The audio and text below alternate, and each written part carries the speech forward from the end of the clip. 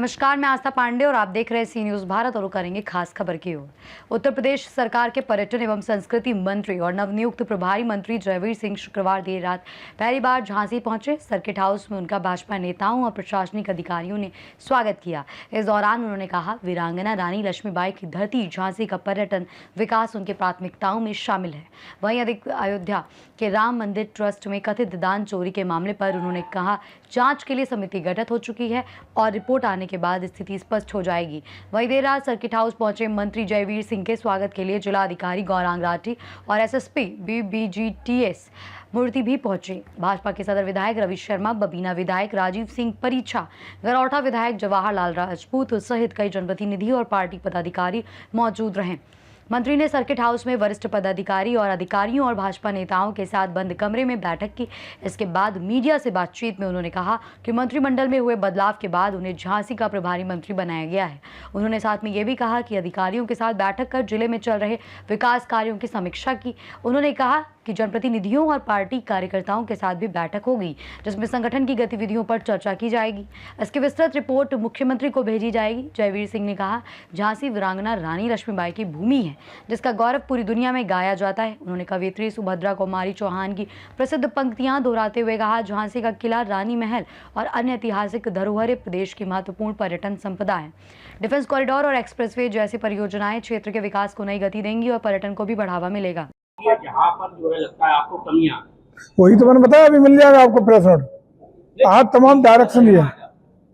देखिए, बहुत सारे मुद्दे हैं, बहुत सारे विषय, बहुत सारे विभागों की बहुत लंबी लिस्ट है। वो ये आपको अभी 1-1.5 घंटे में हमारे सूचना अधिकारी आपको देंगे, जिनमें कई कमेटियों, कई जांच कमेटियां बनाई गई हैं, जांच होनी है, जिनका अगली बैठक में जांच कमेटी की रिपोर्ट यहाँ प्रस्तुत होनी है। कई चीजों में कार्रवाइयां भी होनी है, कई चीज पे डीएम को कमेटियां गठित करनी है जांच के लिए। बहुत सारे निर्देश हैं, काफी कुछ हुआ है, कुछ अच्छा हुआ है। आपके विभाग से जुड़ा हुआ सवाल है, पर्यटन की बात कर लेते हैं हम लोग। मढ़िया महादेव मंदिर शहर के बीचों बीच है। आप सब मेरे ख्याल से हमारे यहाँ के लोकल के विधायक और जनप्रतिनिधि परिचित होंगे, आप परिचित होंगे। 2 साल से हम लोग सुन रहे हैं कि वहाँ कॉरिडोर बना रही है सरकार, वो क्या आपकी कार्ययोजना में अब तक सम्मिलित हुआ है क्या? देखिए, 2-3 तरह के हैं। पहला तो ये 08 जो माननीय मुख्यमंत्री की पर्यटन योजना है, जिसमें लगभग इस साल भी 500 करोड़ रुपए की, ऐतिहासिक है। कभी 10-20 करोड़ का होता था, पर्यटन विभाग को लोग जानते भी नहीं थे, हम विभाग था। इस साल होता 500 करोड़ की व्यवस्था है, लास्ट ईयर 400 करोड़ की व्यवस्था थी। इस तरह अन्य तरह की जो योजना है, उसमें माननीय जनप्रतिनिधियों के द्वारा हम लोग प्रस्ताव लेते हैं और हर माननीय जनप्रतिनिधि का कम से कम उसकी विधानसभा क्षेत्र में एक प्रस्ताव जरूर होता है। तो अगर किसी को ये शिकायत है कि कोई महत्वपूर्ण डेस्टिनेशन छूट गया है, तो वो संबंधित आपका जनप्रतिनिधि ने नहीं दिया होगा, अंततः प्रायोरिटी वहीं से रहती है। जो भी माननीय जनप्रतिनिधि का प्रस्ताव है, उसको प्रतिवर्ष मैं समझता हूँ 5 साल में 4-5 से कम किसी जनप्रतिनिधि को कोई नहीं मिले। वो आ जाएगा, मैं कॉमन बता दे रहा हूँ, जो जो है वो आ जाएंगे। अभी कार्ययोजना की सूची भी मिल जाएगी आपको। दूसरा ये है, दूसरे मंत्री के रूप में पहली बार आपके बीच में उपस्थित है। सुबह से लगातार हम लोग पहले विचार परिवार के साथ बैठे, फिर पार्टी के पदाधिकारियों के साथ पूरा फीडबैक, समस्याएं, समाधान, सुझाव, उस पर काफी विस्तृत चर्चा की। उसके बाद कोर कमेटी, जिसमें हमारा संगठन और हमारे जनप्रतिनिधि और अधिकारी तीनों की सहभागिता होती है, उसमें बैठ करके बहुत सारी पॉजिटिव, नेगेटिव सुझाव, समस्या, उन पर विस्तार से चर्चा हुई। और उसके बाद आपके बीच में विकास, कानून व्यवस्था और विकास योजनाओं को लेकर के काफ़ी लंबी चर्चा यहाँ हुई है। और उसका मैं समझता हूँ कि हमारे डीएम साहब की ओर से प्रेस नोट भी इस कार्य में, इसकी जो मिनट्स हैं वो आपको मिल जाएगा। तमाम अच्छे बुरे निर्णय भी लिए गए हैं, कुछ नई चीज़ें शुरुआत भी की है। आपको यहाँ से प्रेस नोट के द्वारा अभी थोड़ी बहुत देर में अवगत करा दिया जाएगा। साथ ही साथ 2 चीज़ें हमने चूँकि आए, हालांकि वो कार्य योजना जा चुकी थी मेरे पर्यटन विभाग की, नहीं तो और कुछ झांसी को देके जाते। फिर भी मैत्री शरण गुप्त की जन्मस्थली को हम लोगों ने आज योजना में सम्मिलित करने के लिए डीएम साहब कहा, उसका DPR बन के हो जाएगा। जितने रुपए की मेरे ख्याल से 4 या 5 करोड़ रुपए की योजना शायद बताई गई है, उसको संपूर्ण विकास करने का काम, उस ऐतिहासिक स्थल को झांसी का आन बान शान का स्थान बनाने का काम हम लोग करेंगे। इसके अलावा एक म्यूजियम, जो पूर्व का म्यूजियम यहाँ है, तो मुझे लगता है ज़्यादा आकर्षक स्थिति में नहीं है, हमारे संस्कृति विभाग का म्यूजियम, उसको 24 करोड़ से ज़्यादा का धनराशि स्वीकृत करके उसका पूरा क्यूरेशन का कार्य, रिनोवेशन का कार्य और अन्य कार्य करके आधुनिक तकनीक के साथ जोड़ करके उसको झांसी का एक गौरवमयी डेस्टिनेशन बनाने का काम करेंगे, ताकि देश दुनिया के जो भी पर्यटक और लोग झांसी के लिए आए, उनकी पहली पसंद वो म्यूजियम देखना हो। इस तरह का डेवलपमेंट करने का निर्णय हमने लिया। उसके लिए 24 करोड़ से ज़्यादा धनराशि की व्यवस्था भी करने का काम कर लिया है। तो एक संस्कृति से अपने राष्ट्र कवि मैथिलीशरण गुप्त का जन्म स्थान और पर्यटन, ये संस्कृति से ही म्यूजियम, ये 2 हम लोगों ने दे दिए हैं। इसके अलावा एक आज हमने डीएम साहब से कहा है, क्योंकि एक लास्ट कार्य योजना बची थी जिसको हमने रोक दिया है, तो मंडे को जाएगी, इसलिए कि झांसी का प्रोजेक्ट मिल जाए। एक कोई प्रोजेक्ट इको टूरिज्म का जो भी डीएम साहब प्रस्तावित करेंगे उसको भी हम लोग इस कार्य योजना में, इसी कार्य योजना में सम्मिलित करके स्वीकृत करा देंगे। जितनी भी योजना का होगा, जितनी भी धनराशि का होगा, उसको हम लोग ये दे देंगे। ये हमने अपने विभाग से एक उपहार के रूप में, प्रथम उपस्थिति के रूप में, आप लोगों के डर से कि आप लोग तो जी पहला विषय पर्यटन नीति 2022, पहली बार वो भी हमने लाए, यहाँ पर्यटन को उद्योग का दर्जा दिया गया है।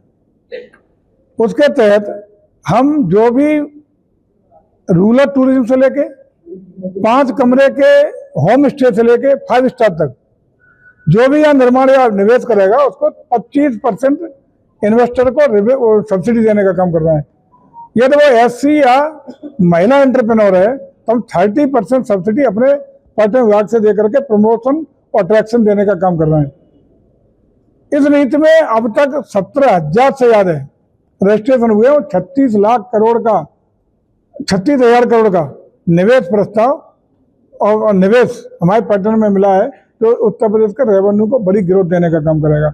जहाँ तक आपका स्टे का मामला है, तो स्टे तो इसी से होगा ना, मतलब जब होम स्टे बनेंगे, 5 स्टार होटल बनेंगे, अन्य सुविधाएं होंगी। दूसरा कनेक्टिविटी के लिए जो धार्मिक स्थल हैं विशेष रूप से, वैसे तो उत्तर प्रदेश की कनेक्टिविटी का बेमिसाल काम हुआ है। प्रदेश की कनेक्टिविटी, चाहे रोड कनेक्टिविटी हो, एयर कनेक्टिविटी हो, ट्रेन कनेक्टिविटी हो, आप देख ही रहे हैं। लेकिन विशेष रूप से जो धार्मिक पर्यटन को बढ़ावा देने की दृष्टि से 1,000 करोड़ रुपए डेडिकेटेडली पीडब्ल्यूडी को आरक्षित किया गया है कि जो धार्मिक स्थल हमारे हैं उनको केवल जोड़ने के लिए हम लोग काम कर रहे हैं। हमारे जनप्रतिनिधियों के प्रस्ताव में गए 1,000 पिछले साल व्यवस्था थी, 1,000 इस साल है, जिससे हम लोग केवल धार्मिक स्थलों को कनेक्ट कर रहे हैं। तीसरा जो विषय आपने बताया, जो हमारे 32 किले हैं बुंदेलखंड के, उन 32 किलों को हेरिटेज प्रॉपर्टी के रूप में हम PPP पे एडवेंचर टूरिज्म का प्रोजेक्ट यहाँ स्वीकृत है। मेरे ख्याल से कंपटीशन पे कहाँ है पटना अधिकारी, पीएम साहब बताओ जरा कौन सा एडवेंचर टूरिज्म का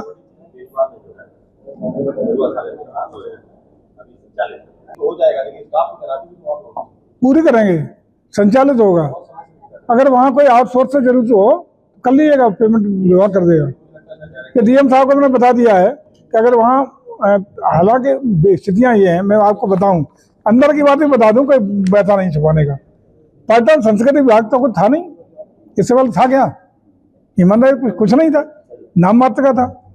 तो न तो जिले में कार्यालय था हमारा, पहली बार जिले में हम लोगों ने जिलाधिकारियों की अध्यक्षता में कमेटी बनाई है, और इनसे ही मांग मूंग के कलेक्ट्रेट में या विकास भवन में कार्यालय भी स्थापित किया है। हमने वहाँ कंप्यूटर भेज दिया, हमारे पास आज तक भर्ती हुई नहीं। हालांकि विभाग का रिस्ट्रक्चरिंग का कैबिनेट से हमने करा लिया है, तो आप भी जानते हो आयोग से आते आते अगली सरकार आ जाए तब मिल पाएंगे। इस तात्कालिक व्यवस्था के तौर पे हम वहाँ आउटसोर्स से कंप्यूटर पे और 4th क्लास का पोस्ट कर रहे हैं। इधर उधर से अरेंज करके हम लोगों ने टूरिज्म अफसर पोस्ट किए हैं। यही स्थिति कल्चर की है। कल्चर में लंबे समय से न कोई भर्तियाँ थी, लोग हैं नहीं थे, वो रिटायर हो गए। तो कुछ आउटसोर्स से कुछ आयोग से हम लोगों ने मांगे हैं, तो इधर उधर से जुटा करके पूरा कर रहे हैं, ये काम प्रभावित न हो। अब चूंकि इतना बड़ा विभाग हो गया, वो इतना ज़्यादा हम लोग तेजी पकड़ गए कि अब काम बहुत ज़्यादा है, वर्क हैंड है नहीं, तो कुछ आउटसोर्स से कर रहे हैं, कुछ दाएं बाएं से कर रहे हैं, कुछ जो हमारे कलकत्ता में उधर उधर पर्यटन के लोग थे ना, विभिन्न स्टेट और राज्यों में पड़े रहते थे, सबको तोड़ मरोड़ के सब जिलों में फील्ड में भेज रहे हैं, तो काम चल रहा है। लेकिन मुझे लगता है कि अगले 6-8 महीने में कुछ आयोग से आ जाएंगे, कुछ आउटसोर्स से कर रहे हैं, कुछ हम लोग अपने जिला प्रशासन से सहयोग करके हम व्यवस्था कर रहे हैं।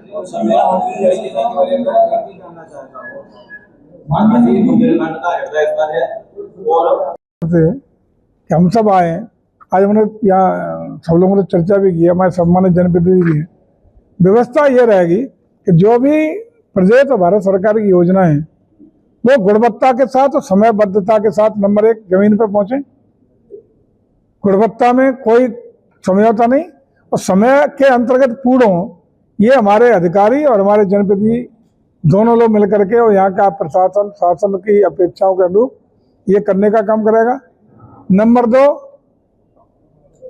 अवैध कारोबार, अवैध धंधे, अवैध नशीली दवाई, अवैध कोई भी एक्टिविटी किसी भी दशा में, चाहे वो कोई भी लोग हों, राजनीतिक गैर राजनीतिक किसी भी प्रकार के कोई लोग हों, वो किसी भी कीमत पर बर्दाश्त नहीं किया जाएगा। कानून अपना काम करेगा। आदरणीय योगी जी के जिस तरह की दृढ़ संकल्प है कि कानून व्यवस्था के लिए जीरो टॉलरेंस की नीति का, वो पूरी तरह झांसी में लागू होता हुआ हम देखना चाहेंगे। उसमें कोई कोताही नहीं होनी चाहिए। जो एक समन्वय, तीसरा समन्वय, हमारे माननीय जनप्रतिनिधियों का, स्थानीय प्रशासन का बेहतरीन समन्वय यहाँ दिखाई पड़े, आपसी संवाद दिखाई पड़े, ये हमारा प्रयास रहेगा।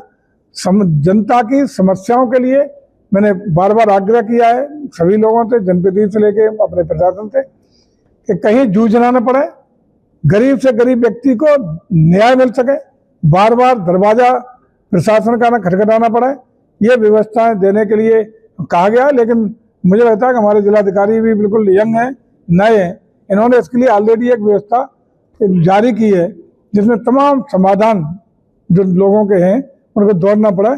इसके लिए उस योजना को मैं समझता हूँ बता देंगे डीएम साहब तो अच्छा रहेगा, जो आपने अभी जो बताई है जन संवाद वाला, वो बता दीजिएगा, एक बार बता दीजिएगा ना, नोट कर लेंगे, करेंगे चीज। और अंतिम ये रहेगा कि सारी योजनाओं के लिए या जो लाभार्थी हैं, विकास योजनाएं, इनके लिए जगह जगह, गांव-गांव, ब्लॉक चिन्हित करके महत्वपूर्ण डेस्टिनेशन पे हमारे जनप्रतिनिधि, हमारे अधिकारी केंद्र करके संपूर्ण रूप से रात को चौपाल करेंगे और उन चौपाल में जो भी वहाँ के लोग लाभार्थी हैं, जो समस्याएं, उनको वहीं समाधान करके हमारा प्रशासन और जनप्रतिनिधि दोनों उसका समाधान करने का काम करेंगे।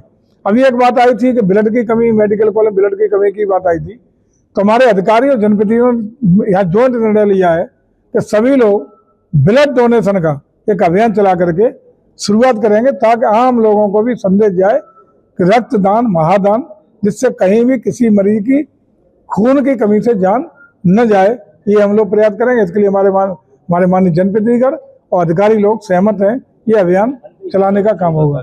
14 हेड्स हैं, उनमें धन का आवंटन है और पहली बार ऐसा आपको महसूस होगा कि जिला पर्यटन और संस्कृति परिषद हम लोगों ने अपनी इस दूसरी सरकार, मैंने मंत्री बनने के बाद गठित की है, जिसमें जिलाधिकारी की अध्यक्षता में कमेटी गठित है।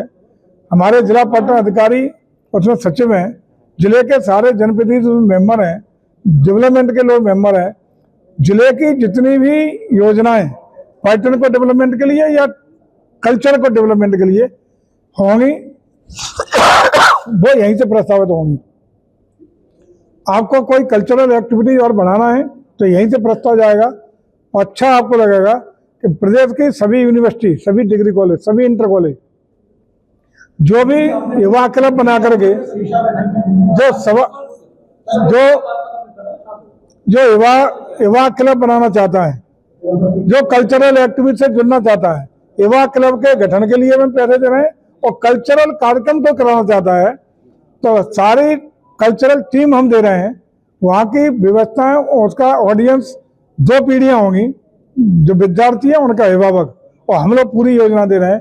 अगर काशी में, अपने इसमें झांसी में जहाँ भी आपको कराना हो, डीएम साहब बना लीजिए एक योजना, जो यूनिवर्सिटी, जो डिग्री कॉलेज, जो इंटर कॉलेज जिनके पास अपने ऑडिटोरियम में इस तरह का है, कोई कल्चरल कार्यक्रम कराना चाहते हैं, युवा क्लब स्थापित करना चाहते हैं, तो सब हम करा देंगे। जितने कोई असीमित संख्या में कल्चरल कार्यक्रम में, और युवा क्लब भी, युवा क्लब के लिए भी 10,000 रुपया गठन के लिए देते हैं, और कल्चरल कार्यक्रमों के लिए सारे कलाकार हम निःशुल्क उन्हें प्रोवाइड करते हैं। मंच वो देंगे, लाइट साउंड वो देंगे, बाकी सब संस्कृति विभाग देगा।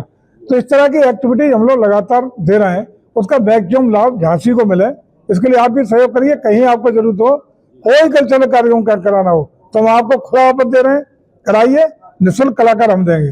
व्यवस्थित प्रक्रिया थी, हमने आकर के इसी संस्कृत परिषद और उसके माध्यम से पूरे प्रदेश के जितने भी कलाकार संगीत के, गायन के, अन्य अन्य विधाओं के हैं, उनको ऑनलाइन रजिस्टर किया है, उनका मानदेय तय किया है। अब तक 1000 से ज्यादा कलाकारों के ग्रुप हमारे रजिस्टर्ड है, उनका ABC कैटेगरी किया है, मानदेय निश्चित किया है, और हर कलाकार को, दल को कम से कम साल में 3 कार्यक्रम हर हालत में संस्कृत विभाग देने का काम कर रहा है। और साथ ही साथ इन कार्यक्रमों के द्वारा उनका एक इतना व्यवस्था हो जा रही है कि अच्छी खासी राजस्व का अर्जन करने का काम कलाकारों का हो रहा है। ये काम हम लोगों ने किया है, और ये भी किया जिस दिन जिस दल को हम कार्यक्रम देते हैं, उसी के साथ 50% उसका अमाउंट का मानदेय का उसके अकाउंट में ट्रांसफर करते हैं। 15 दिन के अंदर यदि परफॉर्म करेगा, उसके 15 दिन के अंदर रेस्ट 50% उसके अकाउंट में करते हैं, ताकि पारदर्शिता बनी रहे, किसी प्रकार की कोई बेईमानी, भ्रष्टाचार न हो। ये बहुत सारे निर्णय पर्यटन संस्कृति ने लिए हैं, जो मैं समझता हूं उसका लाभ, चूंकि इसका प्रचार इसलिए नहीं है कि पहले थे नहीं है निर्णय, ये सब नए निर्णय हैं, तो उनका लाभ झांसी को मैक्सिमम मिले, आपके द्वारा मिले, आप भी उसका लाभ लो। आपको भी पत्रकार लोगों को ऑफर कर रहा हूँ, बनाइए अपना कार्यक्रम, कराइए भाई, हम सांस्कृतिक कार्यक्रम भेज देंगे। हमारा पूरा निवेदन ये है ना, सभी 12 साल बेमिसाल साथ आपको प्रेस का इसमें कहीं जितने ना आवास है, ना पेंशन है, ना कुछ परेशान 60-70 कोई सरकार के लिए नहीं। 70 साल की उम्र में आपको निःशुल्क इलाज की व्यवस्था है।